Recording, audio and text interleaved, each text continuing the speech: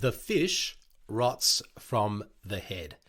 Now, this is a saying that you've probably heard before. What it means is that whenever there is an issue in a team, we can typically trace that issue, trace that failing back to the leadership. It's a statement which I believe is true metaphorically. I've been told that biologically it isn't actually true. I haven't tried it out. But what I want to do today is bring that saying into the context of commercial real estate leadership and show you some things that you can do to create a business that you're proud to lead.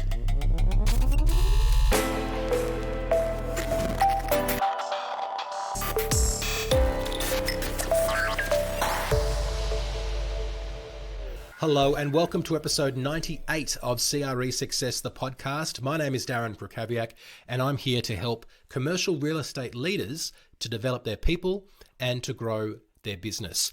I hope you're enjoying this special series of leadership episodes that we're doing on the podcast. And if leadership is not quite what you're looking for, a couple of things to note. One, maybe it is what you're looking for, because even if you're not a leader of people, you definitely are a leader of your clients. You're probably a leader within, or aspiring hopefully to be a leader within the marketplace. And certainly you need to lead yourself. So some of the concepts that we're talking about are relevant in many different areas of commercial real estate, not just for people leaders. But with that being said, if you're looking for some other topics which aren't related to leadership, there is a whole back catalogue of episodes for you to take a listen to in your favorite podcast player, or you can go to YouTube where we upload all the episodes as well.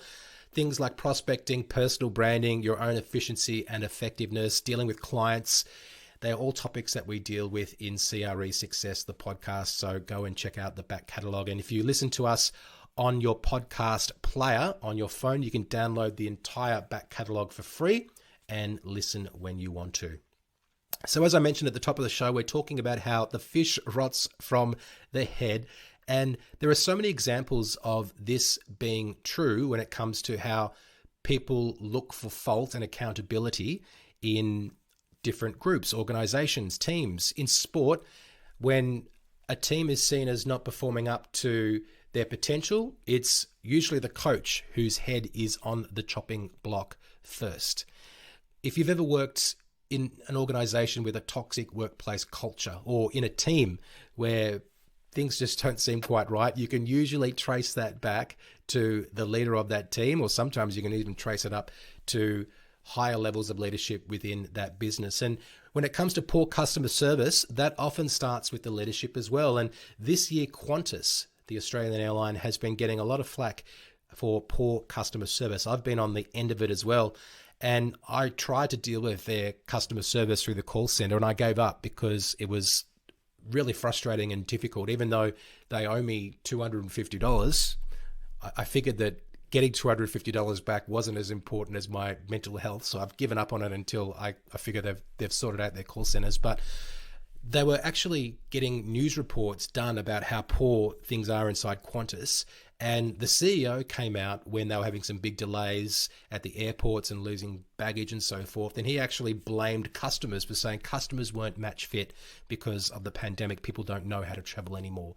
And I saw that and I thought, okay, well, that's why there's bad customer service inside that airline, because the CEO doesn't even want to take responsibility for issues that are clearly, significant because they're being reported on in the news. But what I want to talk to you about today is around building culture and having a successful commercial real estate business, and doing that through the leader that you are and some steps that you can take to create that environment and to build that culture.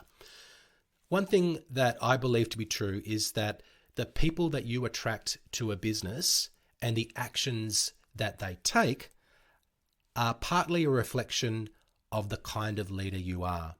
So the better leader you are, and the better that you become as a leader, the higher caliber, the type of people that you'll be able to attract and keep inside your business. So the people inside the business are a reflection of you, and what happens in your team reflects on you if you are a leader.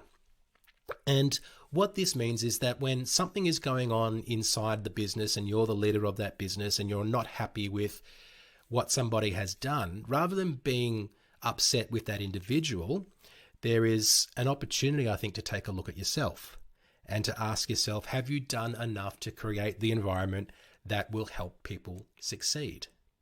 Because for everyone to be at their best, it requires you to be the best version of yourself as well. And one of the things that I see quite often is that leaders expect certain behaviors from people in their team, but often they haven't done enough to communicate what those expectations are.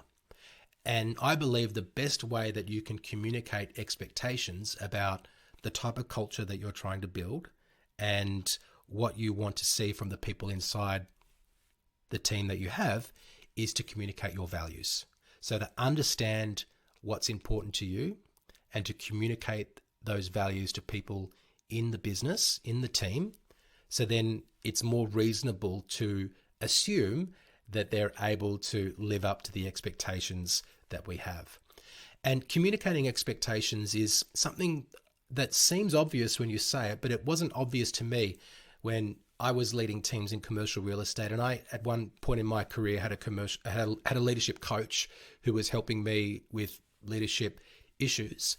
And one of the things that she told me when I was talking to her about some of my frustrations with the team, who we were on a conference call and people weren't listening, and it was with colleagues from overseas. I was in Korea at the time, and I felt that the people in my team should have been showing more respect by being more present and giving their attention more to what was going on in this conversation, as opposed to playing with their phone or not turning up on time to the calls, etc.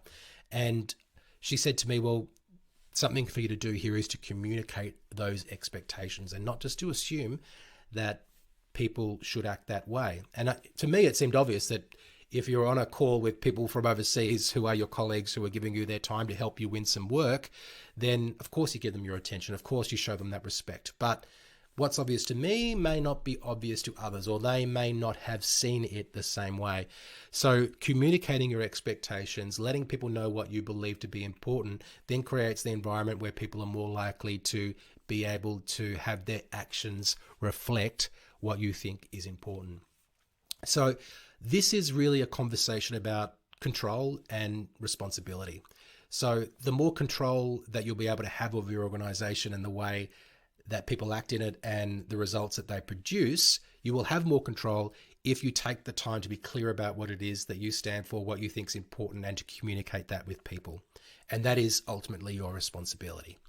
Now, can a leader control everything that's going on inside of an organization? I use the word control in a different sort of way here. No, you can't. And of course, there are going to be times when there'll be some bad eggs, or where people will make mistakes, or where things don't go according to plan. But this is also true.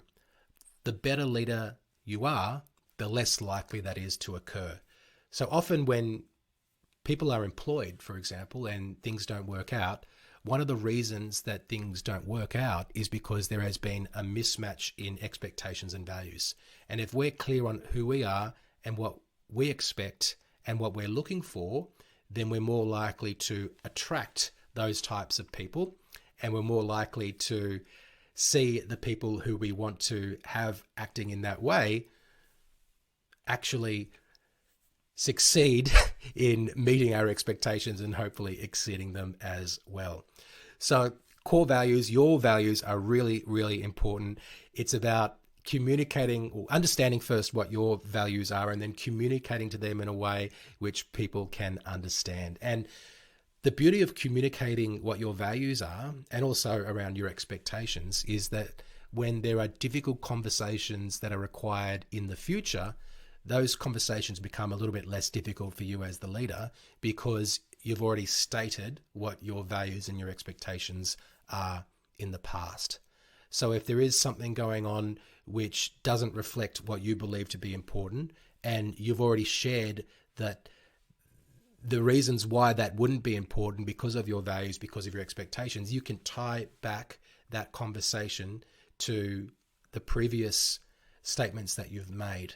And if people have bought into those values, if they've understood what your expectations are, then it's just a clearer conversation, as opposed to just being upset with someone for having done something that you're not happy with.